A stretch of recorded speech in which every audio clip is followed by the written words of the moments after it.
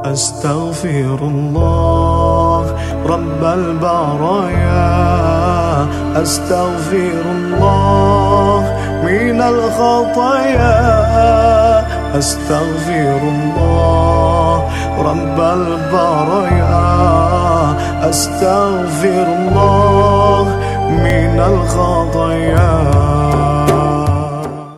السلام عليكم ورحمة الله وبركاته. الحمد لله المتفرد بكمال الذات والصفات، أحمده سبحانه وتعالى حمدا يملأ الأرض والسماوات. أشهد أن لا إله إلا الله وحده لا شريك له شهادة متبرأة من الشرك والتوهمات، وأشهد أن سيدنا محمدا عبده ورسوله سيد السادات الهادي إلى طرق الخيرات والمحذر إلى طرق الضلالات والهلكات. اللهم صل وسلم وكرم ومجد وعظم على نبينا محمد صلى الله عليه وسلم وعلى آله وأصحابه أولي الفضائل والكرامات. أما بعد. Bapak-bapak, ibu-ibu, saudara-saudara yang dirahmati oleh Allah Subhanahu wa taala. Jadi rahmat Allah itu luar biasa. Luar biasa. Kita hadir di majelis ini semata-mata karena rahmat dari Allah Subhanahu wa taala. Ada sebuah hadis dikisahkan di situ bahwa kana rajulun, ada seorang laki-laki. Dia ini beribadah 500 sinin, 500 tahun lamanya. Dia beribadah 500 tahun lamanya. Alal jabali, di atas gunung. Di atas gunung 500 tahun. Dan dia tidak pernah turun gunung. Makannya di situ ada buah-buahan, itu dia makan. Ada minuman, dia minum. Habis itu kembali lagi ke tempatnya beribadah 500 tahun lamanya. Dia berdoa kepada Rabbnya, ya Rabb, masukkan aku ke surga karena amalku ini, dan mohon ya Allah tawaffani, wafatkan aku inda sujudi, ketika aku sedang bersujud di hadapan Allah Subhanahu wa taala. Luar biasa. Kemudian Bapak Ibu yang dirahmati oleh Allah Subhanahu wa taala, kemudian setelah 500 tahun dia beribadah ini, kemudian dia pun wafat, meninggal dunia. Ketika dia meninggal dunia, dikisahkan dia bermohon, ya Allah, masukkan aku ke surgamu karena amal-amalku ini. Kemudian malaikat perintahkan, masukkan dia ke surga karena rahmat. Diulang lagi sama seorang laki-laki ini, wahai malaikat, masukkan aku ke surga karena amal-amalku.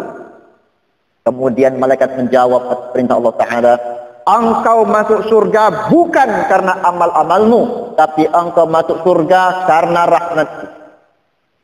Kemudian laki-laki ini kembali berkata, ya Allah, masukkan aku, adkhilnil jannata, masukkan aku ke surga karena amal-amalku. Lalu kemudian Allah perintahkan, ya malaikati, wahai malaikat-malaikatku, silakan engkau hitung amal-amalnya, hitung juga rahmatku yang telah kuberikan kepadanya. Kemudian dihitunglah amalnya itu, sholatnya, zikirnya, puasanya, begitu banyak. Setelah itu dihitung juga rahmat Allah Ta'ala, kasih sayangnya, kemudahan-kemudahannya, keberkahan-keberkahannya, rezeki yang dia dapatkan. Setelah dihitung ternyata ibadahnya itu enggak ada apa-apanya dibandingkan dengan rahmat Allah Subhanahu wa taala. Tadi itu Allah nyatakan, adkhilhun nar, masukkan ia ke dalam neraka. Kemudian setelah itu baru dia berkata, ya Rabb, wahai Tuhan, masukkan aku ke surgamu karena rahmatmu. Baru kemudian dia dimasukkan surga karena rahmat Allah Subhanahu wa taala. Bapak Ibu yang dirahmati oleh Allah Subhanahu wa taala, begitulah besarnya rahmat dari Allah Subhanahu wa taala. Ya, oleh karenanya Mari sama-sama kita beramal, berbuat ini dalam rangka mendapatkan rahmat dari Allah Subhanahu wa taala dan tidak mengandalkan amal-amal kita. Kalau begitu, apakah tidak boleh beramal? Sangat diwajibkan untuk beramal. Kenapa demikian? Itu jalan untuk mengundang rahmat dari Allah Subhanahu wa taala. Yang namanya rahmat pun belum tentu dapat rahmat. Apalagi namanya sabri. Rahmat belum tentu dapat rahmat. Ya, oleh karena itu bapak-bapak, ibu-ibu, saudara-saudara yang dirahmati oleh Allah Subhanahu wa taala, kita berjuang untuk meraih rahmat dari Allah Subhanahu wa taala. Dan rahmat Allah mencakup berbagai macam di dunia ini, Bapak Ibu sekalian. Luar biasa. Maka dikatakan bahwasanya dalam Al-Qur'anul Karim ada 8 sumber rezeki, sumber rahmat, sumber rezeki yang Allah telah sebutkan dalam Al-Qur'anul Karim. Yang pertama adalah rizki itu datang kepada kita karena usaha kita. Ini yang pertama. Allah nyatakan wa allaisa lil insani illa ma sa'a. Allah akan berikan kepada manusia itu sesuai dengan usahanya masing-masing. Ini usaha. Ya, yang terus-menerus berjuang terus menerus. Bisa jadi Allah takdirkan sesuai dengan yang dia usahakan. Walaupun sebenarnya ada juga orang-orang yang berjuangnya luar biasa, Allah takdirkan begitu-begitulah hidupnya. Cuman jarang yang begitu. Ya, contoh aja teman-teman kita ini. Kita semua teman kita yang benar-benar sukses hartanya umpamanya. Ya, kita lihat bagaimana kita SD itu bareng, SMP bareng. Ternyata dia memang gigih luar biasa. Habis SMP, dia miskin lain, lanjut lagi dia, betul lanjut lagi dia. Usaha ini gagal, pindah lagi, ini terus. Oh, ternyata hebat dia sekarang. Hebat. Ada juga yang cukup, ya. Begitu sudah pindah sana, begitu mentok, udah sampai sini aja lah. Udah anak sudah ada, ini sudah, sudahlah. Biarlah saya istiqomah aja di sini. Nah, sebatas itulah juga dia. Ya, jadi yang pertama itu karena usaha. Ya, cuman salahnya adalah banyak orang-orang yang hanya mengandalkan usaha ini. Dia menafikan 7 lagi sumber rezeki yang lainnya, bukan hanya usaha ini. Maka jangan heran ada orang yang usahanya biasa-biasa saja. Cuman yang 7 ini dia berjuang benar-benar untuk meraihnya. Ada yang begitu. Jadi yang pertama itu rezeki itu datang kepada manusia karena usahanya. Dalilnya wa allaisa lil insani illa ma sa'a. Yang kedua, rezeki itu, harta itu datang kepada manusia itu karena dia bersyukur. Karena syukur. Ya, maka Allah nyatakan dalam Al-Qur'anul Karim dengan sebuah ayat yang sangat masyhur, la in syakartum la azidannakum wa la in kafartum inna azabi lasyadid. Ya, jika engkau bersyukur maka pasti akan kutambah-tambahkan nikmat-nikmat itu. La in syakartum, jika kamu bersyukur, la azidannakum, maka pasti benar-benar sungguh-sungguh kami akan tambahkan nikmat-nikmat itu. Bersyukur. Cuma ini jangan salah, bapak-bapak ini kadang-kadang mengartikannya pihak. Kalau satu istri syukuri, benar kata dia. Nanti nambah. Ya, bukan hanya itu sebenarnya maknanya, sangat luas. Ya, jika engkau bersyukur, la azidannakum, kami pasti akan tambah. Wala in kafartum inna azabi lasyadid. Dan ketika kalian ingkar, kufur, sesungguhnya azabku sangat pedih. Sebagian mufassir mengatakan bahwa dan apabila kamu kufur, azabku sangat pedih, ini bentuk kalimat, bukan berita. Bukan hanya berita semata, tetapi ini merupakan ancaman. Ini sebagian mufassir mengatakan ancaman, bahwasanya kalau engkau tidak bersyukur kepada Allah Subhanahu wa taala, maka rasakan, pasti kamu akan merasakan azab yang pedih. Azab yang pedih. Tapi ada Pak Ustaz, orang nggak pernah bersyukur, sholat nggak pernah, ini nggak pernah, lancar bener rezeki, lancar-lancar aja dia. Masalah-masalah enggak, tenang-tenang aja hidupnya. Awas, hati-hati ya. Ini yang lebih berbahaya ini. Kenapa demikian? Dia dapat namanya istidraj. Ya, dapat sesuatu yang kalau penyakit tadi itu OTG lah kira-kira ya. Ini tanpa gejala. Tapi tiba masanya nanti Allah akan tarik itu, dihempaskan dia. Itu bahaya azab yang sangat pedih dibandingkan dengan orang-orang yang pernah merasakannya di alam dunia ini. Puncaknya kapan? Inda sakratihi, ketika sakaratul maut. Itu dah sengsaranya itu luar biasa. Luar biasa. Gelisahnya itu luar biasa. Ya. Luar biasa. Ini yang kedua ya, dia dapatkan rezeki itu karena bersyukur. Yang pertama tadi apa Bu? Yang pertama karena usaha, ya kan? Karena usaha. Yang kedua ini karena bersyukur, ya. Kemudian yang ketiga, ada lagi dia nggak syukur, dia nggak usaha. Tapi yang ini dia mendapatkan jaminan rezeki dari Allah Subhanahu wa taala. Ini yang ketiga ini, dijamin dia.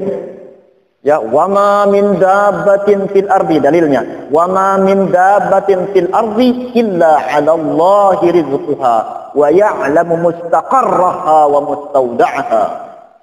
Ya. Jadi yang ketiga ini dijamin. Bagi siapa ini? Bagi ada makhluk-makhluk Allah yang sangat lemah, yang belum punya kekuatan berikhtiar, Allah jamin. Apa contohnya? Di ayat ini disebutkan, dan tidaklah binatang melata pun di alam dunia ini kecuali Allah tetapkan, Allah jamin rezekinya, maka dia akan hidup berkembang. Itu yang kedua, bayi.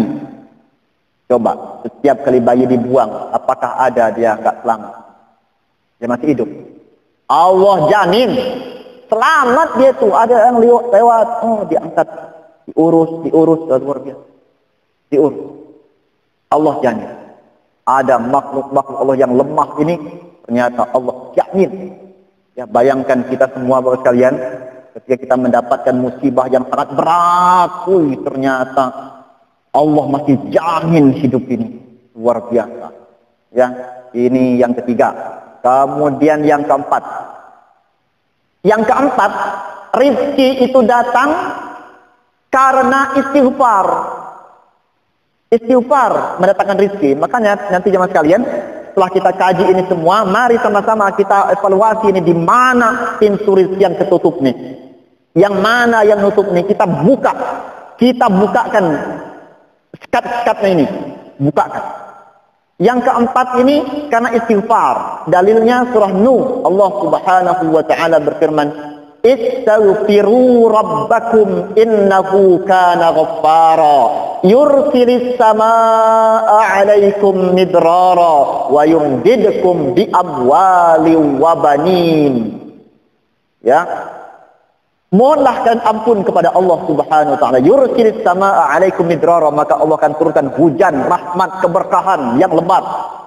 Itu hujan itu di situ diterjemahkan dengan rezeki. Ya. Bersyukur kepada Allah, istighfar kepada Allah, Allah akan berikan rezeki. Cobalah tes. Nabi SAW itu dalam hari semalamnya tidak pernah kurang dari 70 kali istighfar. Ini bukan menyebutkan bahwa Nabi 70 kali, tidak. Ini batas minimal. Bisa jadi 100, 1000, 500, 2000, 3000, bisa jadi. Tapi disebutkan di hadis Nabi SAW itu, dalam sehari semalamnya tidak pernah kurang dari 70 kali dia beristighfar. Ya, ternyata istighfar itu mendatangkan rezeki. Maka yang sempit rezekinya, ini amalannya. Hadisnya jelas ini nih. Ya, perbanyak astagfirullahalazim, astagfirullahalazim. Orang-orang tua zaman dahulu 1000 kali habis sholat. Itu bukan. Kalau tadi Pak Haji Putra Alam menyampaikan itu, sholawat itu minimal 10 kali. Bagus. Itu ada hadisnya. Perintah Nabi, bukan perintah beliau. Ya. Itu perintah Nabi Muhammad SAW. Bahkan ada satu hadis yang pernah saya sampaikan bahwa siapa yang mendawamkan selawat itu 100 kali, maka Allah akan kabulkan baginya 100 hajatnya.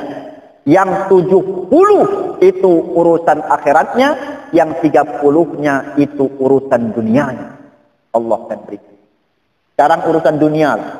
Kita hitung urusan dunia itu yang berat-berat lah kira-kira. Enggak nyampe 30, enggak. Yang berat-berat aja. Ya, jangan yang ringan-ringan enggak usah, yang berat-berat aja. Urusan ini nih, berat. Ini lagi. Paling cuma 5. Kayaknya enggak nyampe 5 urusan. Tapi Nabi SAW sebutkan jamin yang 30 itu urusan dunia, Allah akan mudahkan, kabulkan hajat-hajatnya. Kemudian yang 70 urusan akhirat. Jadi istighfar. Orang-orang zaman dahulu itu 100 kali astagfirullahaladzim, astagfirullah setiap ba'da shalah. Maka orang zaman dahulu itu luar biasa. Rezeki mereka itu berkah, cukup teruslah, cukup. Anaknya banyak tapi cukup semua untuk ngasih makan. Dan senangnya itu benar-benar keluarga yang sangat-sangat happy. Bayangkan dulu, yang namanya makan pakai telur itu lama nunggu. Kalau nggak dapat nyolong telur ayam itu ada yang sakit, baru bisa diambil telurnya. Kalau nggak begitu enggak. Begitu diambil itu digoreng itu, dipotong-potong dan dibagi rata-rata sekian anak. Ternyata luar biasa. Makan pakai telur itu habis 2 kali nambah. Telurnya masih geser-geser aja. Ya, geser sana, pindah sana, geser sana, pindah sana. Luar biasa nikmat. Berkah. Kenapa demikian? Karena istighfar. Ya, jadi perbanyak istighfar itu mendatangkan rezeki. Wa yumdidukum bi amwali wa banin. Allah akan tambahkan al-amwal, harta-harta. Wal banin, anak keturunan pun Allah akan mudahkan. Nah, maaf nih. Ini juga bagi yang susah dapat keturunan. Berdasarkan ayat ini banyak istighfar juga. Astagfirullahalazim, astagfirullahalazim. Allah Ta'ala akan kabulkan. Ini janji Allah Subhanahu wa Ta'ala dalam Al-Qur'an Karim. Ya. Yang pertama karena usaha. Yang kedua tadi karena bersyukur. Yang ketiga dijamin. Yang keempat istighfar.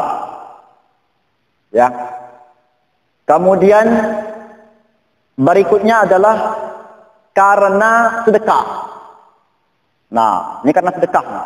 Ini kotak keliling tadi itu luar biasa. Yang sedekah itu luar biasa. Memang bagi kita biasa-biasa saja, tapi Allah Ta'ala luar biasa. Maka guru saya mengatakan jangan pernah meremehkan amal-amal yang kecil. Kenapa demikian? Karena tidak ada amal yang kecil di sisi Allah Subhanahu wa Ta'ala. Semuanya adalah besar semuanya. Luar biasa amal. Ya. Sedekah. Ya, hadis yang sangat populer sekarang, sedekahnya sudah luar biasa sekarang. Sudah banyak yang tergugah sedekah. Ada Jumat berkah, beberapa tempat-tempat tertentu, ya, itu ada yang setiap Jumat itu bikin nasi bungkus keliling di sana tiap Jumat. Yang di masjid ini sudah lama. Bubur itu ya, itu subhanallah itu yang diberi makan itu orang-orang habis sholat. Jangan-jangan belum batal wudhu mereka itu diberikan makan. Habis itu dia makan. Begitu dia makan, dia kuat. Nanti dia asar. Kuatnya asar masih ada makan tubuhnya. Maka yang berinfak itu dapatkan pahala dia sholat asar. Nanti dia maghrib lagi dia. Masih belum keluar makanan itu. Ternyata ada pengaruh makanan itu. Dapat pahala dari maghribnya juga. Dan beliau sampaikan luar biasa. Kata beliau, tidak ada lagi yang bisa saya perbuat untuk kedua orang tua saya selain dengan bersedekah ini. Subhanallah. Kita doakan semoga Allah lapangkan rezekinya. Amin. Allah mudahkan urusannya. Allah angkat derajatnya. Allah muliakan dia dunia akhirat. Amin ya rabbal alamin. Dan seluruhnya juga sama-sama. Ya. Yang berinfak di masjid-masjid ini enggak bisa lagi disebut satu-satu. Saya udah lupa. Pak Haji Arif ini ketua pembangunan yang luar biasa. Kemarin saya tanya Pak Haji, Masih kuat nggak naik ke atas? Waduh, kalau sekarang kata dia.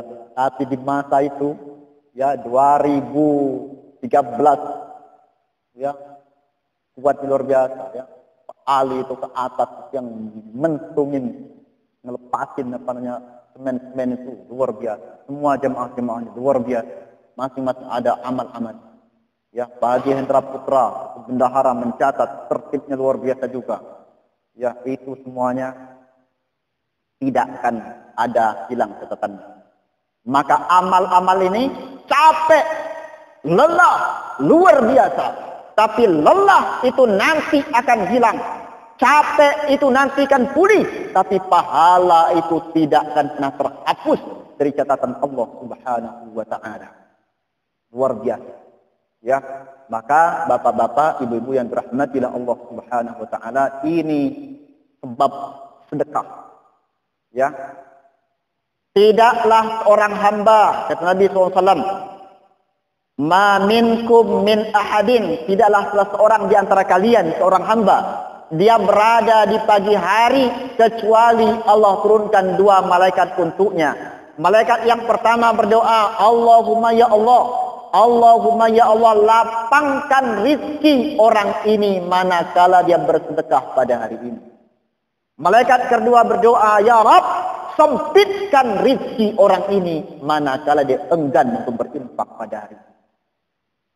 Ya, maka setiap hari itu jangan pernah lupa berinfak.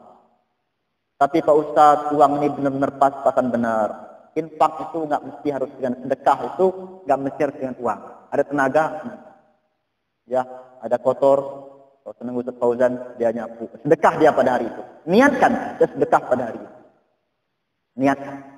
Ya, ada duri di jalan, ada kayu malang. Berhenti sebentar dia singkirkan. Niat, dia sedekah karenamu ya Allah pada hari itu. Niatkan. Ya, nggak bisa juga ada orang lewat, tegur dengan sopan, senyum dengan dia. Itu pun sedekah. Karena gini, jadi sedekah ini terbagi dua. Ada sedekah harta, ada yang non harta. Ada yang materi, ada yang non materi. Yang materi itu harta. Ya, yang non materi itu bisa doa, bisa senyum, bisa tenaga, bisa ilmu, dekah.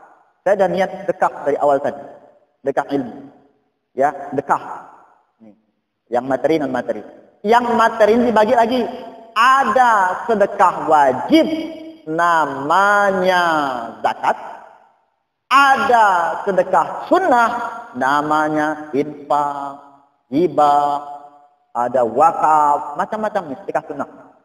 Nah, yang wajib dibagi dua lagi. Ada yang zakat, ada yang nazar. Ya, ada yang nazar.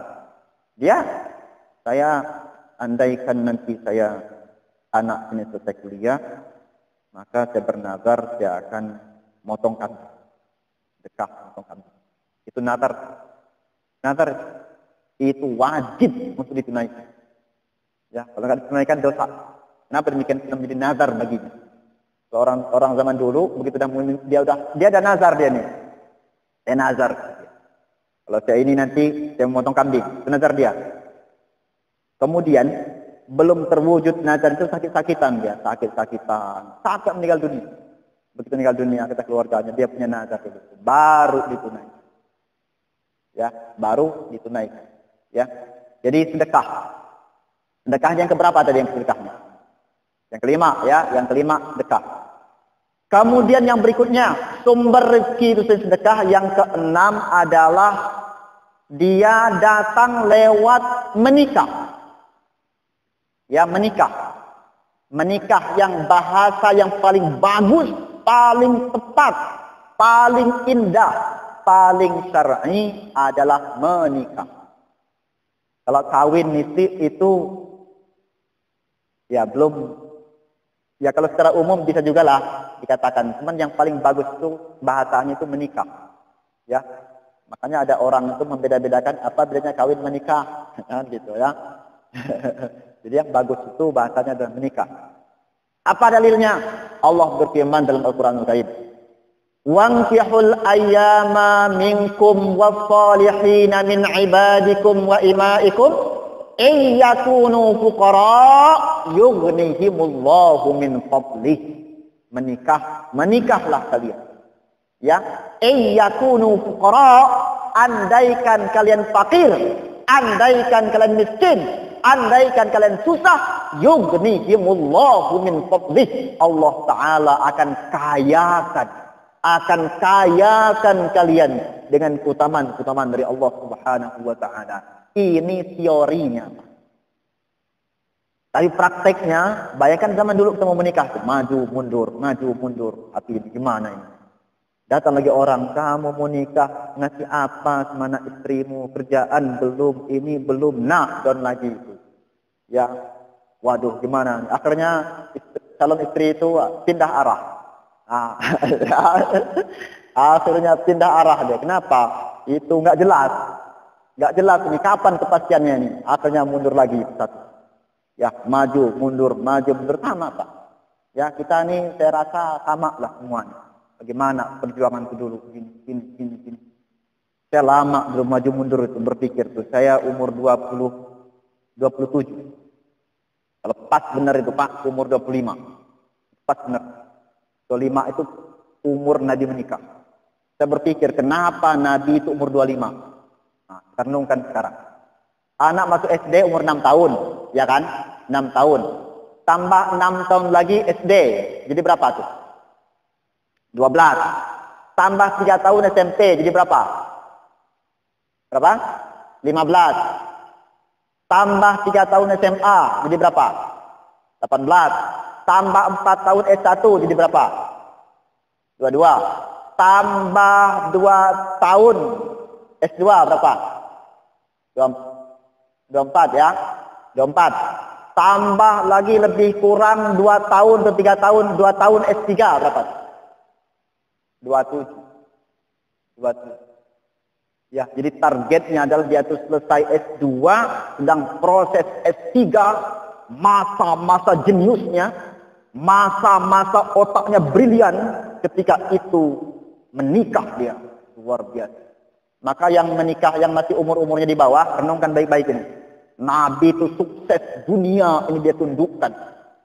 Kenapa demikian? Dia menikahnya umur 25 tahun. Yang maju dikit, jadilah mudah-mudahan. Tapi kalau mundur benar, awas hati-hati juga kalau mundur benar. Kenapa demikian? Karena jodoh ini luar biasa, jodoh ini. Ya, maaf gitu ya, saya nggak menyinggung siapa-siapa. Ya, kenapa demikian? Karena keluarga saya sendiri pun ada yang masih begini masalah. Jadi jodoh ini kalau masih, kata Zakiyah Derajat ya, seorang psikolog, kata beliau, kalau masih 17 tahun ke bawah, ya, itu jodoh itu kayak kacang goreng. Bangun banyak itu. Mau kemana itu. Ya itu mau nggak dia? Tinggal ngomong mau aja dapat itu. Sehari itu. Sehari itu 2-3 itu bisa dapat Pak. Nyari. Ya, itu masa di bawah 17 tahun. Nanti dia sampai umur 17 tahun ke atas, ya, sampai lebih kurang 25 tahun, itu ketemu juga tuh.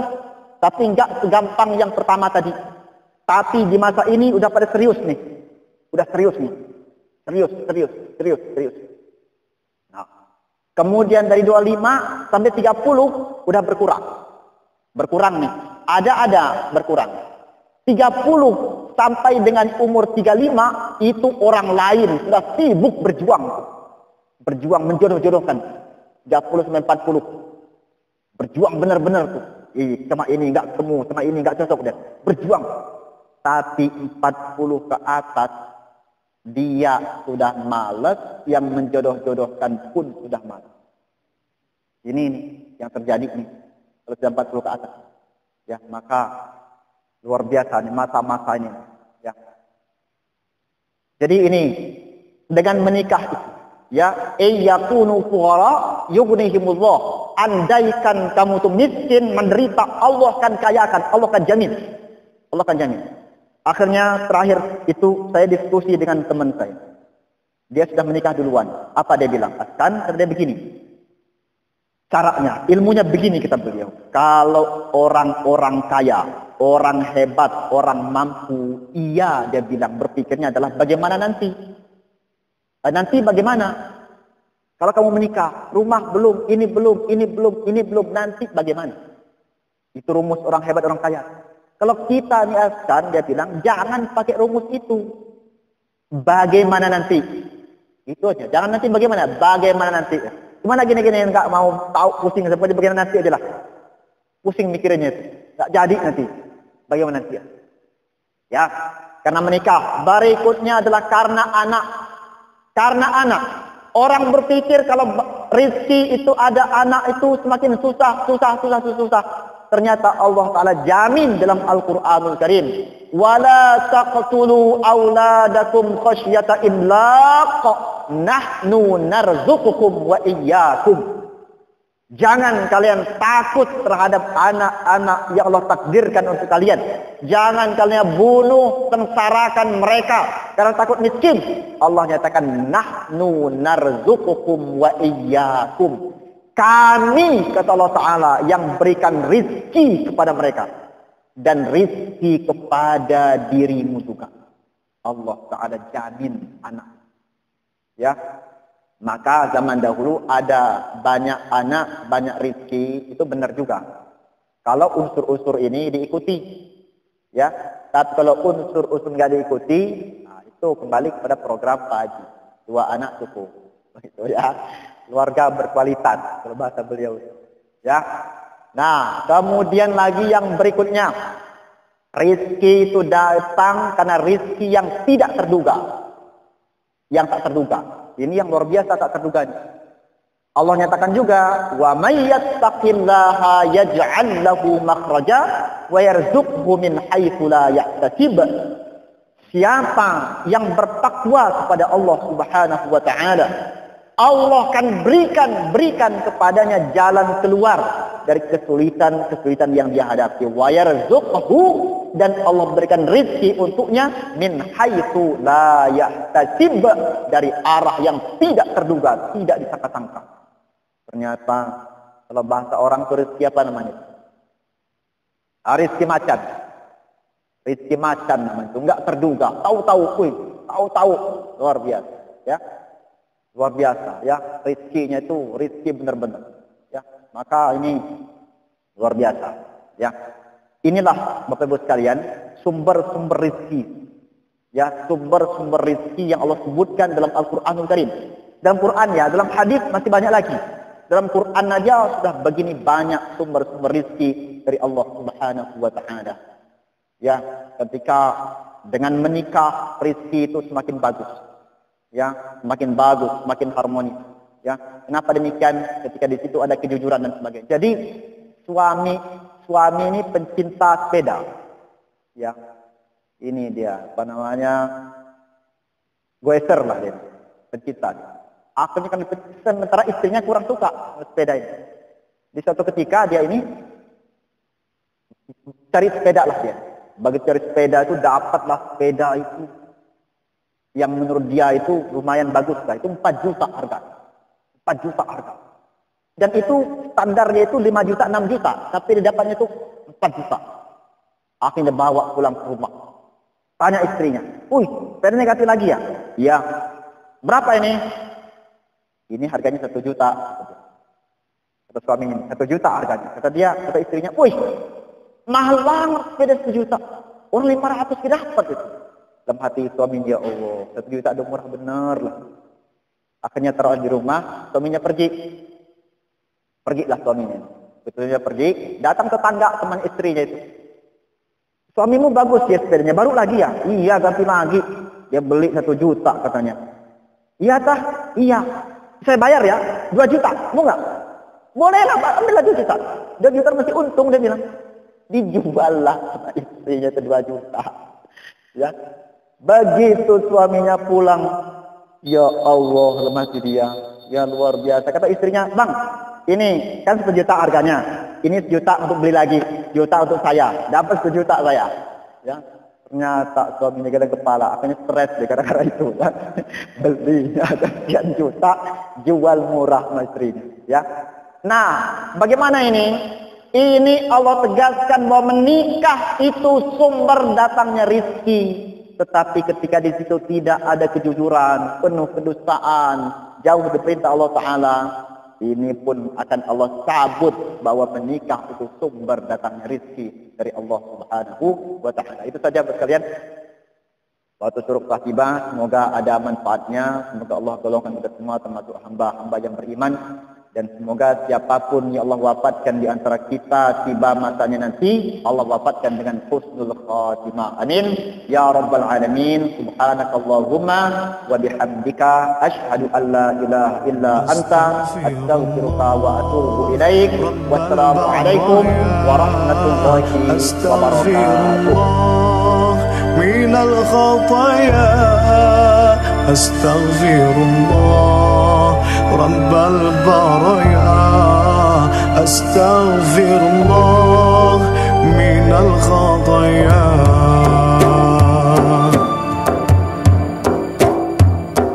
hidup ini bergeliman dosa